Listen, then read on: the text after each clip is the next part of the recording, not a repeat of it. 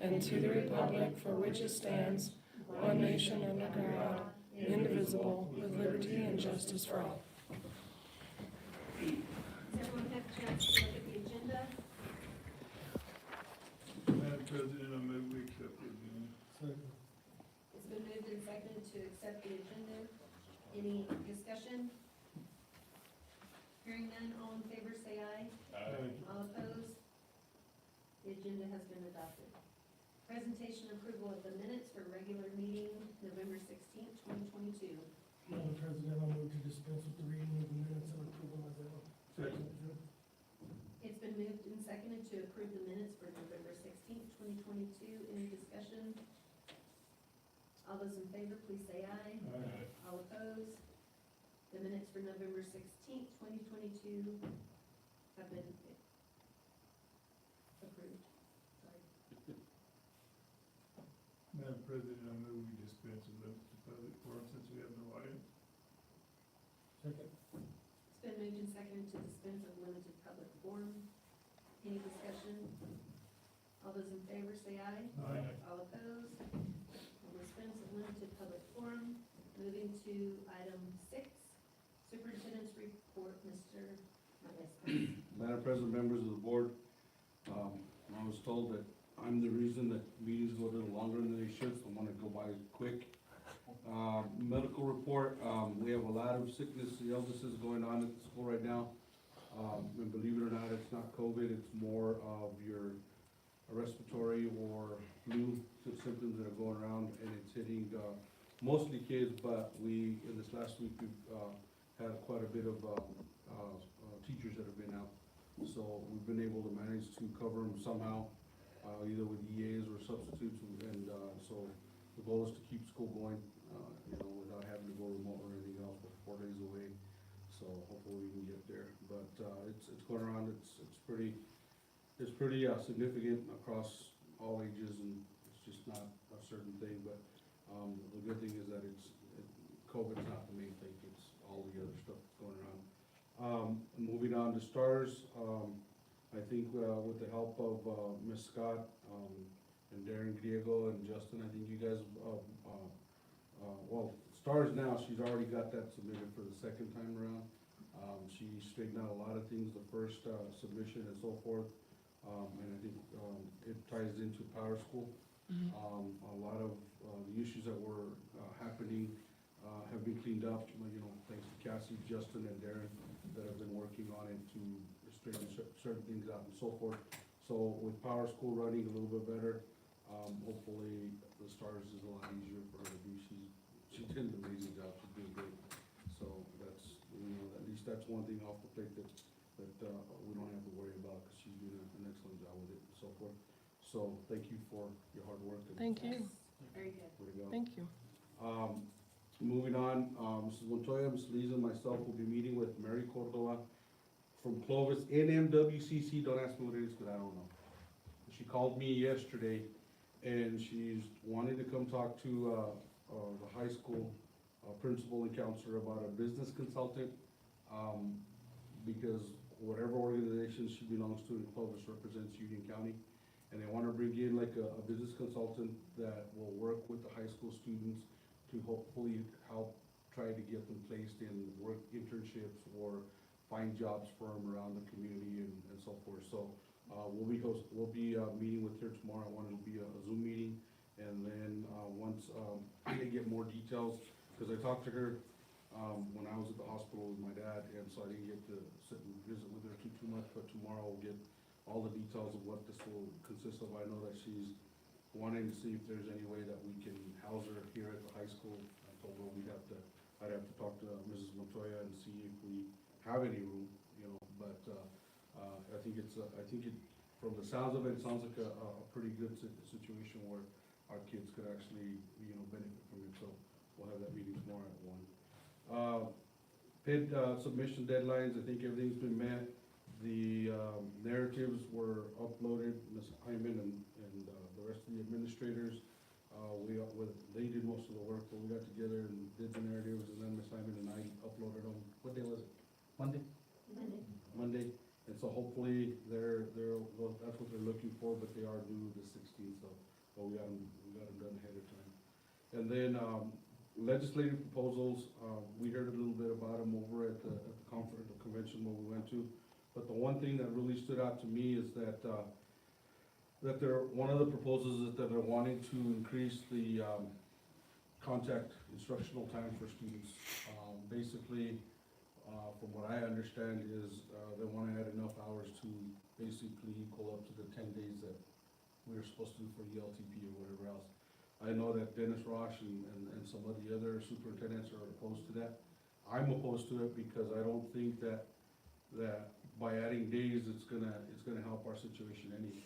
If our staff is tired now with the calendar that we have now, imagine having to add 10 more days. That means we're gonna end up either having to start earlier and later, or take some of the vacation time away. And so, that, you know, there is a survey that, we're gonna work on Monday that, Secretary Steinhaus sent out.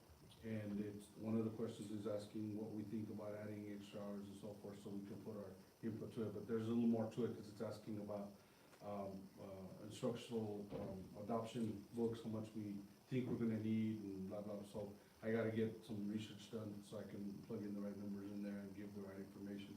But the one I really wanna, give input to is the adding the extra, instructional hours to students. Now, I'm not sure how much we have now at the elementary, but it's pretty significant.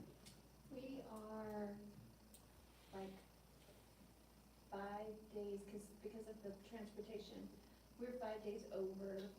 So we're still looking on top of what she's there, another extra 5 days. So, can I say something? Sure. So I just want you all to know, and let everybody you know, let them know this, that, not only us, the people that were at that, convention, but I think every school district there, they were really opposed to all of this, coming down from PED, because we all voiced our concern about, why don't you leave that up to the local districts?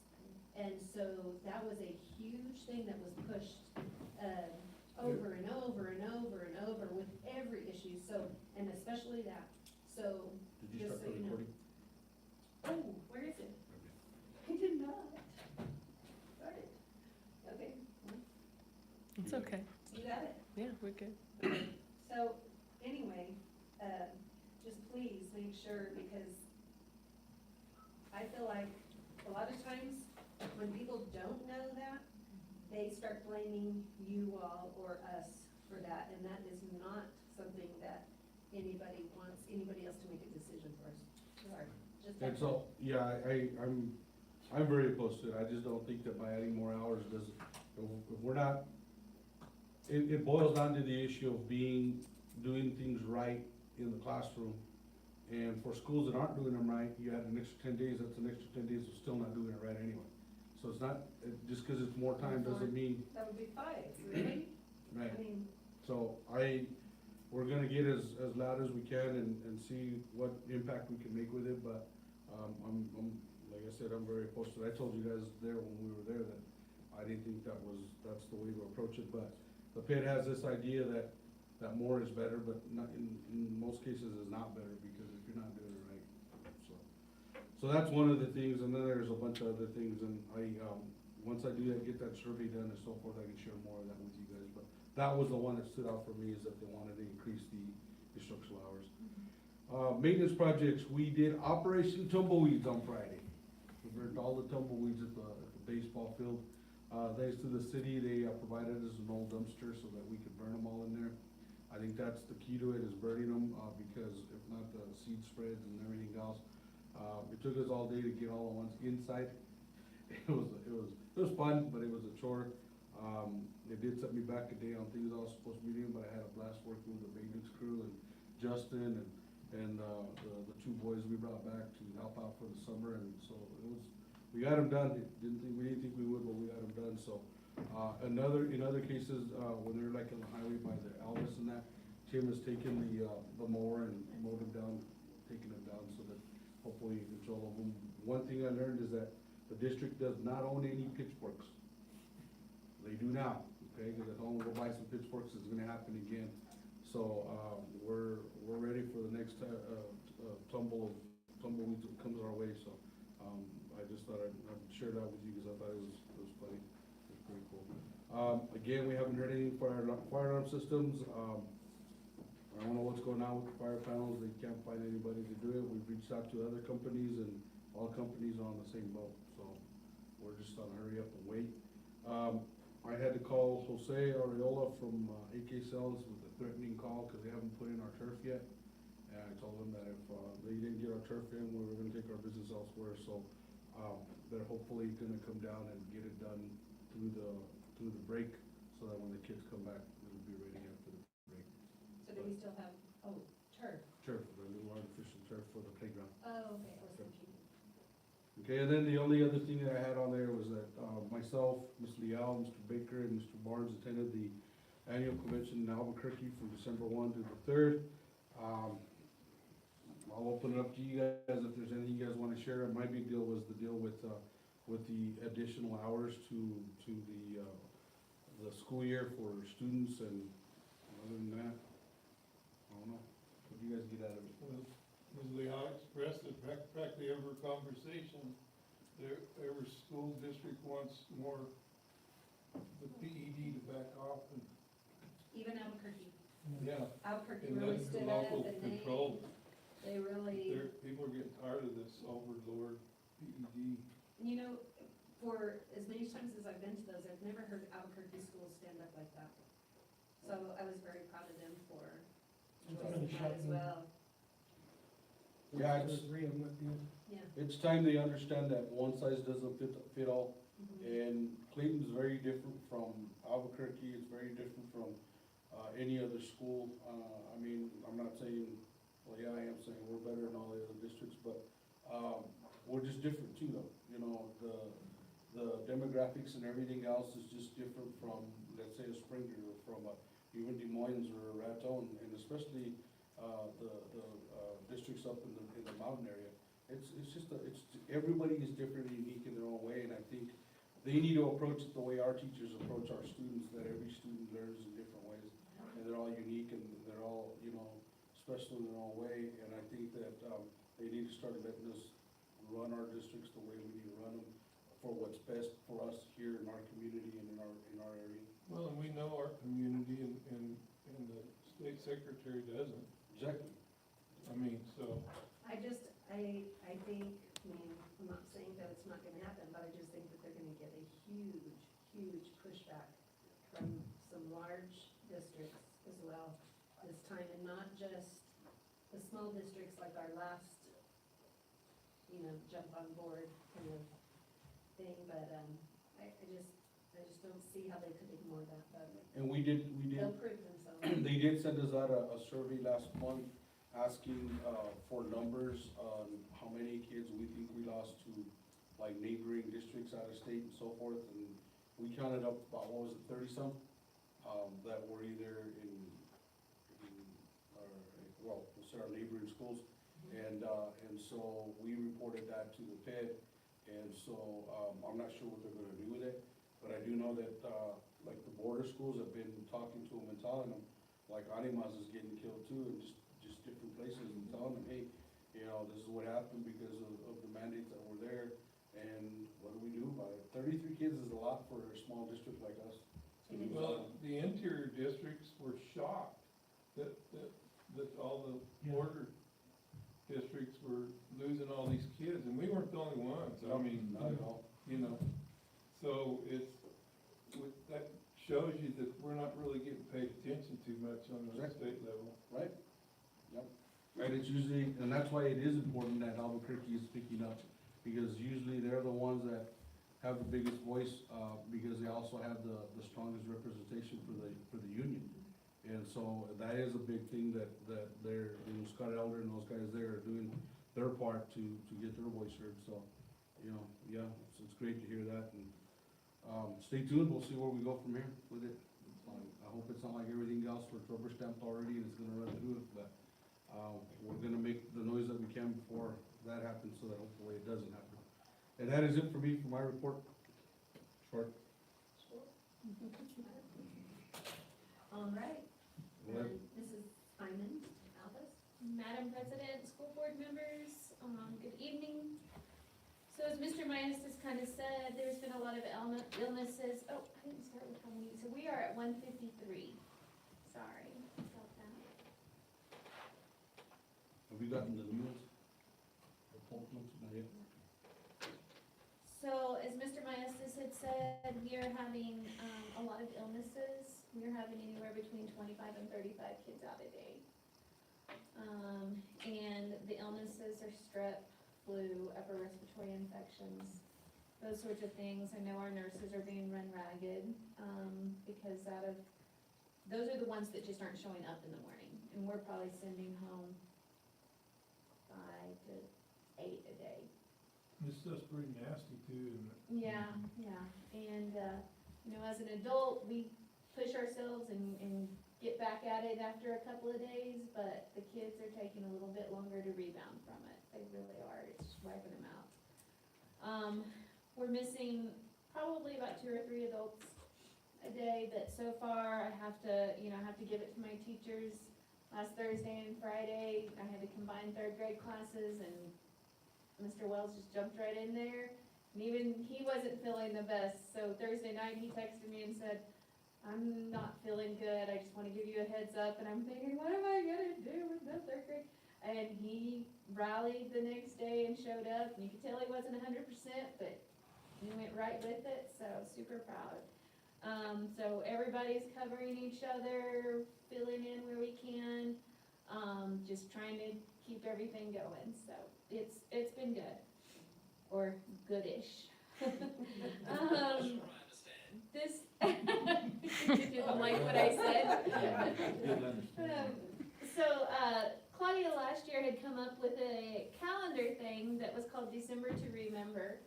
And it was a lot of fun, and so we did it again this year, and, each day of December is a special day for staff, so it's like a spirit month for us to do fun things. So we had, a cookie exchange where everybody brought cookies, we've had dress-up days, today was ugly sweater, and a, district potluck. We had a super cold day where everybody brought soups. We have a icon day where you wear Rudolph or Santa or so anyway, it just kinda keeps you going, cause these few weeks between Thanksgiving and Christmas were pretty rough. So everybody's kind of, I think everybody's really enjoying it and participating, and so it's a lot of fun. And the kids think it's funny to see. We've had a lot of ears and big funky necklaces and earrings and stuff, so the kids are all loving it. So that's been great. So, things coming up for Alvis tomorrow at 1:30 is the Alvis Kaiser, Christmas program at Wood Auditorium. Mr. Bailey has been working with, K through 6, and the pre-K teachers have put something together, so it's gonna be pre-K through 6, and we're excited about that. Next week, with our last 2 days, on the 19th, we're having a Polar Express Day. We're gonna have hot chocolate and popcorn and watch Polar Express. And then on the 20th are the Christmas parties, but the teachers also came together and expressed that they wanted to do something special for everybody. And so the teachers are we're gonna have a 20-minute rotation, and the teachers are gonna go class to class and read a favorite Christmas book or do a little Christmas activity with each individual class. So, they're excited about that, and then I think everybody's gonna recharge over this break, and we'll come back in January strong as we started the year out. So, do you have any questions for me? I love that, That's very good. All right, Mr. Funk? All right, Madam President and school board members, we are currently 51 students in Kaiser and 59 in the junior high. So we're at 110. We're in the middle of semester test. We're starting those. Some of those have already been given. We're trying to kind of follow the same semester test schedule as the high school. With so many students being gone, the makeups will be on the 20th, which is the last day, which is not necessarily ideal, but you're working around Christmas programs, basketball games, tournaments. You're working around a lot of things. So, we will have makeups for our students on the 20th, and hopefully we'll get everyone taken care of their semester exams. Like Mrs. Hyman said, tomorrow the Alvis Kaiser Christmas program's at 1:30 at Wood Auditorium. I think the last time we met, I was talking to you that volleyball and basketball football ended and basketball starting. We've already played 7 junior high games now. So we played the Logan tournament, we played Cimarron twice, Tooten Carey. So we're really in the thick of basketball season. So, we have already played our last game for the semester the other day against Cimarron, at Cimarron. Had some big wins up there, and I think we're gonna get some boys back after the semester, which will help our boys team too. So I hope, that's our prayer, is that everybody gets their academics in order. So, our Kaiser students, wanted to start doing Students of the Week, and what they are doing with that is we are giving free passes to basketball games for their Students of the Week. So I'd like to announce who they were on the week of 12/2. Miss Jacobs was Adali Ballesteros, Miss Bickle was Jaden Scott, and Mrs. Durbin was Lily Kiesling. And then last week, Miss Jacobs was Riker Scott. Miss Bickle was Brooklyn Farnham, and Mrs. Durbin was Nominate Jacobs. So it's a good incentive to those kids to, do good, help out, do what they should, and they're getting free passes to any game they want to go to. And then, of course, when we come back from Christmas, we're gonna have another movie and Christmas party for our students based on how they scored, in the first semester. So there's a lot of things going on. It's like Mrs. Hyman said, this week I've taught English and math. I've been the secretary, principal. We combined the 8th grade class yesterday, so it's been crazy. But we're making it, it's not easy, but, we're hanging in there and getting it done, so. Any questions? Sounds like it's good to cross-train. Yes. It's funny when you go to a teacher's classroom and you have 17 kids standing out there beside you and you're like, they're coming in with me. Oh, okay, thanks. But you've taught math here lately too, so thank you all. Thank you. Mrs. Mintz. Yes, thank you, Mrs. President. Our enrollment right now is 130 still. So this week, finals are going on this week and Monday, and then makeup's on Tuesday. On Tuesday, we'll also have our good behavior cocoa and cookies, sponsored by the student council. And so we were looking today, and right now we only have 4 kids that haven't chosen to go. So that is huge. On Tuesday of next week, our science club will be going to Kaiser to do science experiments. They went to Alvis at Halloween, and then now at Christmas they'll be doing some Christmas themed experiments. So our varsity girls and boys right now are both 6 and 1. The varsity girls and boys will play in the Billy the Kid shootout on Friday and Saturday in Fort Sumner. The girls play Loving at 11 on Friday and Elida at 2 on Saturday. The boys will play Mescalero on Friday at 3 and Loving on Saturday at 2. So the shootout isn't a tournament. They just match up with somebody like from the south that you wouldn't see in regular season, so that you can just kind of get. So because Loving, if you guys know where Loving is, like 10 miles south of Carlsbad. So you would never drive all that way to play Loving. So Mescalero is a team that we always get matched up with whenever we go into the state tournament, so that would be good to see how our boys do with Mescalero. Let's see. The JV boys, varsity boys and girls will play Des Moines here on Tuesday, starting at 4. And then the JV and varsity girls will travel to Penasco on Wednesday, and those games will start at 3:30. Thursday, the 29th, during the Christmas break, the JV boys and girls and the varsity boys and girls will travel to Logan, and those games will start at 4. So that's kind of nice to have those games where you're not just practicing, you actually have a game during Christmas break, so that's gonna be nice. Let's see, so whenever we come back on Tuesday, January 3rd, we'll play Roy in Roy. We'll play Raton on Friday in Raton, and then play Des Moines again on Saturday, January 7th in Des Moines. So that's what we have for that. Band and performing arts. The band and the chorus had a fabulous concert on Monday. It was so good. The band was just awesome, and there's only like a handful of them. 11. 11? Yeah. Amazing, Yeah. right? Amazing. And then the chorus sounded fabulous. Mhm. They even did a Silent Night song where they did the sign language with it, and then the last verse was totally silent. It started in German, and then it went to English, and then it went to just like humming, and then it went totally silent with just it was just, I don't know, by the end of it, you're like, but, so we are very impressed with our chorus and our band, and then the performing arts had a great play yesterday, so that was a lot of fun. And then they did it again for the high school staff today, the high school students. They did it for Kaiser and junior high the day before, and then did it for the high school today, so. We had 2 kids out sick that were in the play and wouldn't even have known it. Somehow they made it work, so that was a lot of fun, so it's really neat. Any questions for me? No. But thank you guys so much. Thanks for everything you do, and you don't, you guys do so much, and I think this job. Okay. Board communications, discuss the current drug testing policy for school staff.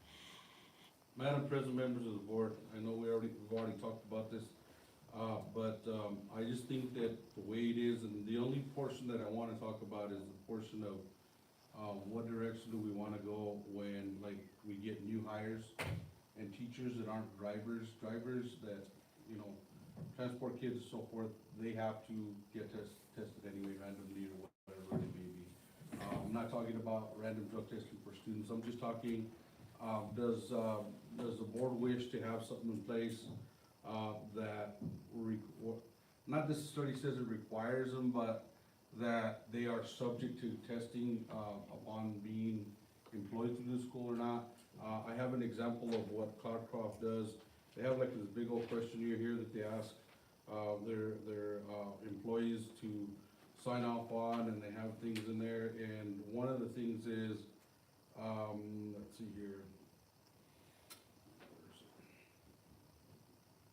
It says, I understand that the use of illegal drugs is prohibited in accordance to the, and then to the municipal, school policy. I am willing to submit to drug testing to detect the use of illegal drugs after any job offer has been made and prior to starting employment.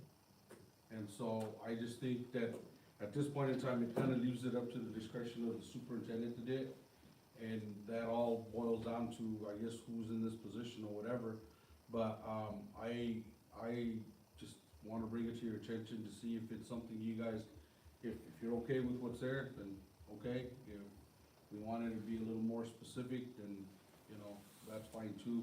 I can share this with you guys so you guys can, I didn't make copies of it, but I can definitely share it with you guys so you guys can look. Cause it asks a bunch of other different things that usually, we would ask in the application and so forth. And so it could be something that we add to the application too, just something in there saying that, you know, they understand that they are subject to drug testing, so.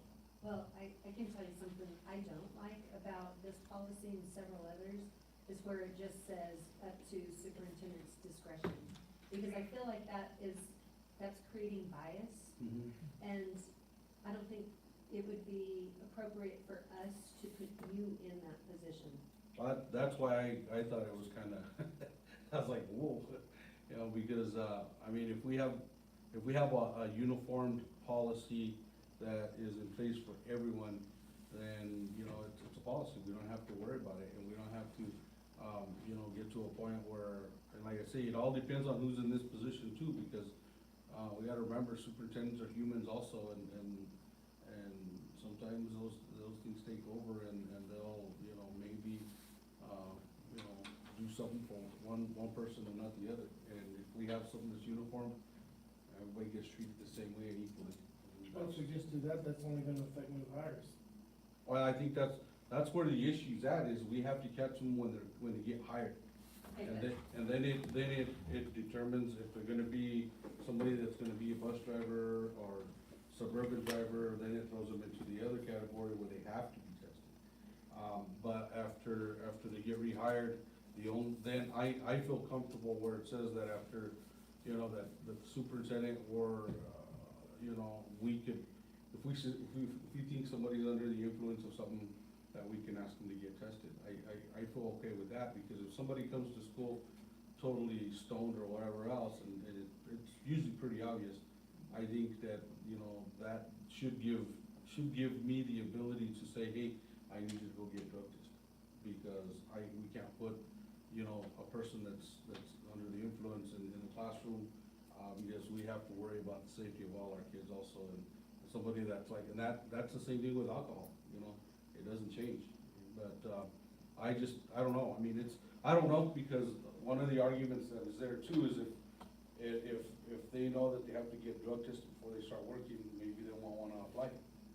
But this district's already doing it. So our district does not have a policy where everybody gets drug tested before they could be employed? Not right now.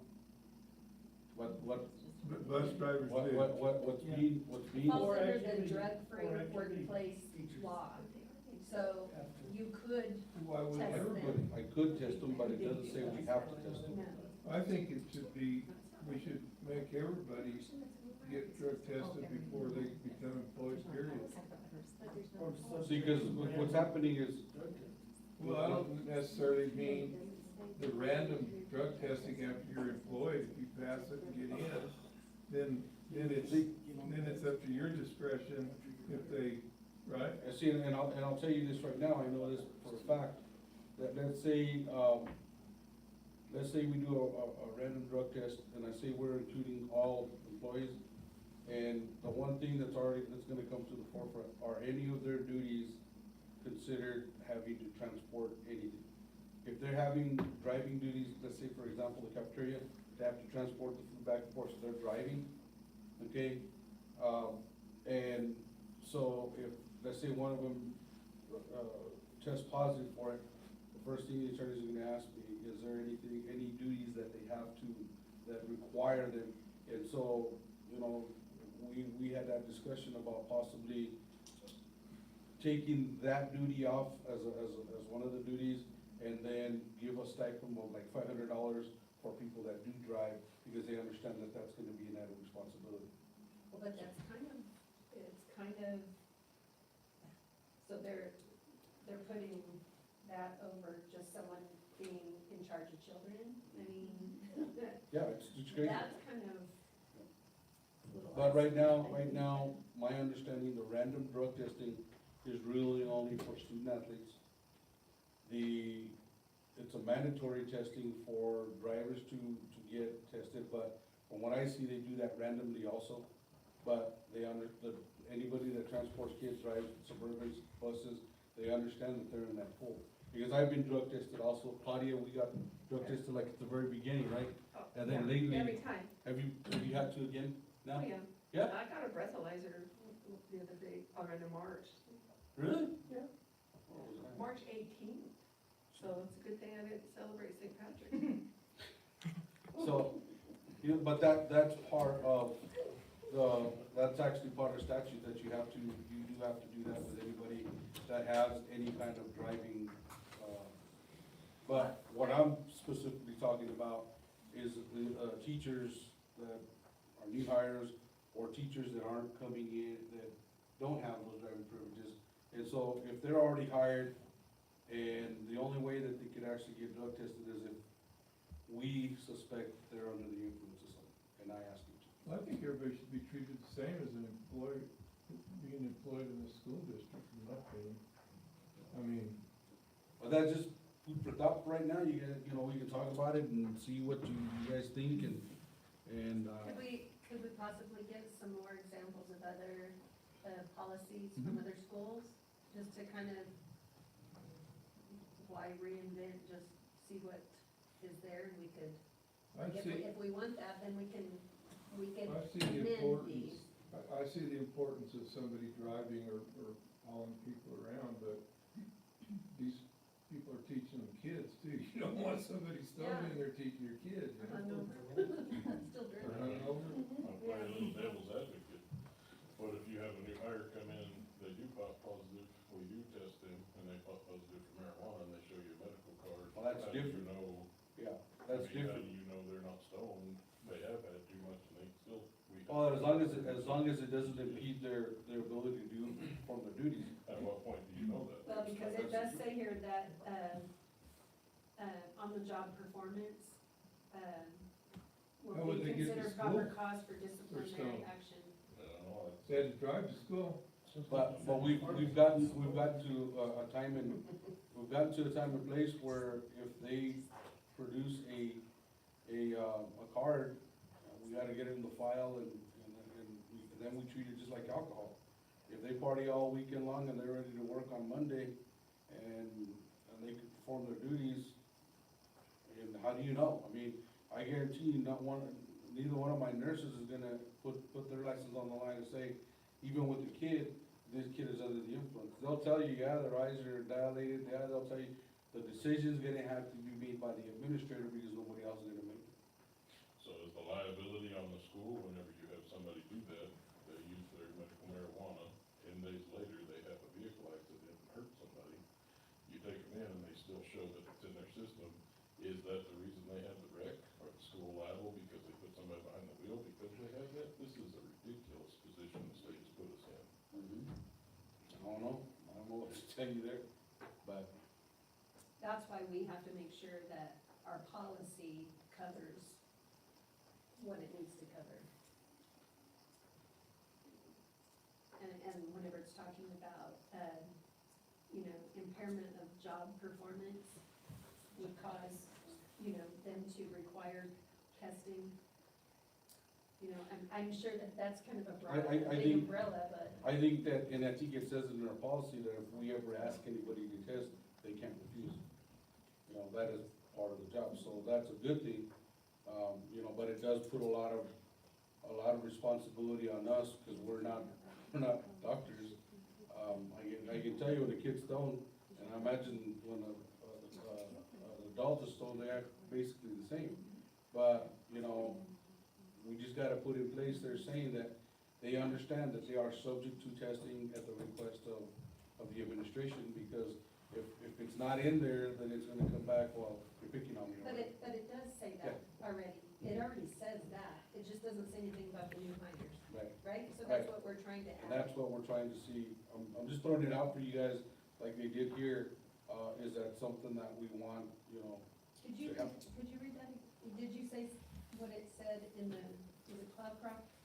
it just, where was it? It says, I understand that the use of illegal drugs is prohibited in accordance to the Cloudcroft Municipal School Policy. I am willing to submit to drug testing to detect the use of illegal drugs after my job offer it has been made and prior to starting my employment. But that says illegal drugs. Marijuana is not an illegal drug anymore. Maybe we need to make it, mind-altering chemicals. Sure. Yeah, I agree with Levi. They put us in a bad Yeah. situation. They didn't, I I think we're looking more at, eventually, I guess it's gonna happen. I'm not saying it's not gonna happen. It's just that, I don't know, I think with the times and the changes, I think that, and I think you guys did a great job in trying to get ahead of it. But I just think it needs to be something that's more specific so that everybody gets treated equally, and it doesn't leave it up. It doesn't leave it up to me like to be the judge of, well, you're gonna get tested, but I like you, so you're not gonna get to. Hey, you're going to. Well, you're too big. You know what I'm saying? You just never know. I think it's a good idea to test everybody coming in, at least to get you a baseline to, they were clean when I first started. Probably not a bad idea. Did John Kennedy ever get back with you about the Who's other that? policies? Nope, nothing. He's missing in action. He called me when we were at the convention by speakers about that, he never answered, so. Because I was gonna say, he would be able to tell you, here are some schools Oh, we that can- have what you yeah. want, we could, I know for a fact that Mora doesn't have it, because they were looking at ours to try to get something in place. And this is kinda what sparked everything up like that, because Mr. McCauley's the one that says, wow, he says, you have a lot of power. Yeah. So I was like, well, oh, so. I don't know, it is what it is, but, that's it. all right, so we'll just, be looking for I'll more. research it some more and bring you some examples, and then maybe we'll see what And you guys, we what direction you want. we can get on the NMSBA site too, and you can look up any district's policies, so if we wanna, So if you find one that's I really can help good, with that's, that. Do you know anybody in Colorado, since they've had it legalized for 4 or 5 years, they might have some ideas on the policy? yeah, that's true too. You know, there's an ag teacher that was over there. You should be able to access their policies. Most schools, you can go to their school websites and go to board policy, so. We'll check it out, we'll research it, that's a good idea. Okay. All right, moving to financial matters, consideration approval of financial reports. Madam President, members of the board, after reviewing the financials, do you have any questions for me?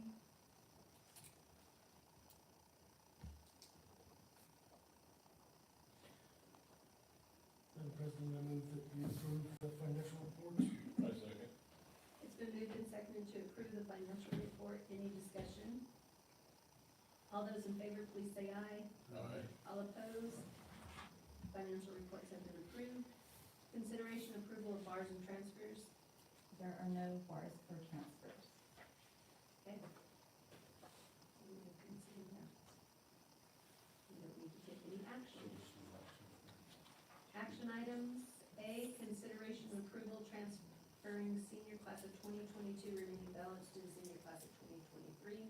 Madam President, members of the board, in past years, and it's in our student handbook, where if a graduating class does not use up all the money that's there, it is then, the remaining balance is then transferred over to the next senior class. So like in this particular case, last year's class, 2022, didn't use up all their money, so we're just getting your approval to move it over to 2023. And I remember that happening in the past. It's not a policy, but it is in the student handbook that's like the procedure that we have, Okay, that so would we have just to need do. to make it official. Yeah. Okay. Because it includes, transferring money from one fund to the other. How much was it? It should be in the financial report, $6,586.32, and I believe they're gonna do a $1,500 scholarship, so it'll be $5,086.32. So they left a lot of money in there. Yeah, well, and the policy says it may be donated, you know.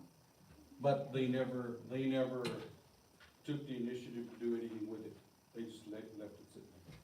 And so these guys, Can they use it for, like, reunions and stuff No. upcoming? What they can't can that? do is, because we did this whenever I was the senior sponsor Oh, for a class, and they had money left over and they donated it to 3 different scholarships, like the Caleb Carr, Adrian Trujillo, and another one. Ashley Baird, maybe? Ashley Baird. They donated, they split it between those 3. But they did it and before they donated it. left. Yeah, they did it before they left, oh, okay. so they can. This has been going on for years, that Mhm. if they leave money behind, it goes to the next. so Yeah. these guys, 2023 is wanting to do $1,500 to a scholarship. Oh, nice. Some of this money. Okay, But that's a Well, resolution that, I think it's, is it called a resolution that they'll bring to you in January or February? okay. Madam President, or Chairman, I make a motion to approve consideration and approval transferring the class of 2022, the remaining balance to the senior class of 2023. It's been moved and seconded to approve transferring senior class of 2022 remaining balance to senior class of 2023. Any discussion? All those in favor, please say aye. Aye. All opposed? Okay, so the money, the remaining balance of class of 2022 will be transferred to class of 2023. Thank you. Consideration approval of the 22 22-23 CMS preventative plans. Madam President, members of the board, we have to do this every year. Tim Callis and I, we sit down and we look at all the projects that we have done, and that are completed, and we look at some of the projects that haven't been completed, or projects that may be coming up, to keep our facilities operating so that we can, provide, instruction to our students and so forth. So it's just, it's a lengthy, I shared that with you, because I was the owner of it, so I had to share it to you. But we submit it over to the guys from PSFA, and every year we have to do this, and so that's what this is, and I'm asking that we approve that so that we're up to date with the plan. Madam President, I move that we approve the 22-23 CMS preventative plan. Second. It's been moved and seconded to approve the 22-23 CMS preventative plans. Any discussion? All those in favor, please say aye. All opposed? The 22-23 CMS preventative plan has been approved. Items for future meetings.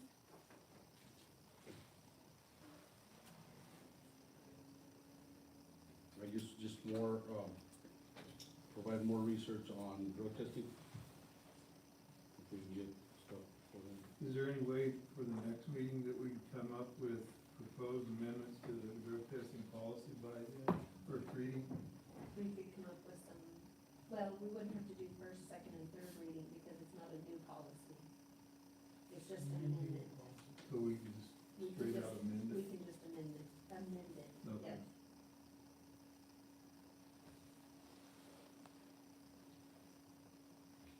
I have been hearing some rumors from PNM about, solar projects and windmill projects for schools. Have y'all heard anything that might be possible funding or anything like that? Nothing yet. Nothing yet.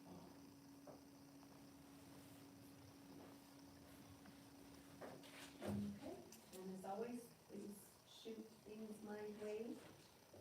You guys have anything that you think of? No. That resolution maybe? Well, definitely by February, we'll bring you Okay. the senior class will bring you their trip and the resolution for the scholarship. So. Okay, Is the 23 class gonna handle that scholarship? that was gonna bring us a resolution for that. The But 23 They're donating classes? to a scholarship. So they're taking, They're taking part of that money from the oh, class and of they're twenty-two gonna, and donating well, it that's to pretty the impressive. classes. I mean, to this Ashley Bear Scholarship. Oh, we're not leaving it in that account, we're gonna transfer all of it and then. No, just the. What are they gonna- $1,500. Just, Just like you said, just like you read it. Okay, Yeah. okay. what are they gonna do, the resolution in honor of the 22 class? Is that what they're doing? Exactly. Okay, that's pretty cool.